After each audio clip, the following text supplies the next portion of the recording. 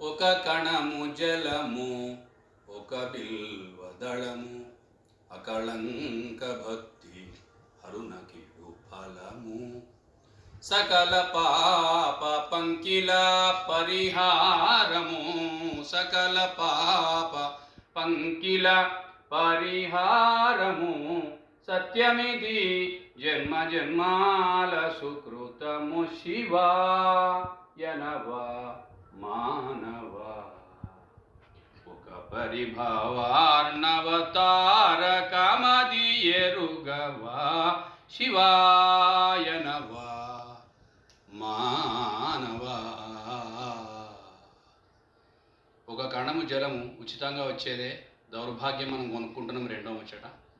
ఒక బిల్వదళము అది కూడా ఉచితంగా వచ్చేదే.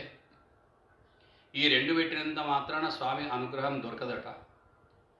అకళంక భక్తి హరుణ కిడు ఫలము, అకళంకమైన నిర్మలమైనటువంటి భక్తితో ఎవరైతే ఆ స్వామిని సేవిస్తారో, ఫిజికల్గా దగ్గరగా కాకుండా మానసికమైనటువంటి ఒక సన్నాద్ధంతో ఉపవాసం చేస్తారో, అంటే సమీపంలో, వాసం అంటే నివసించడం, మన మనస్సును స్వామి పాదాలయందు స్వామి సమీపంలో ఎవరైతే ఉంచుతారో వాళ్ళకి సకల పాప పంకిల పరిహారము,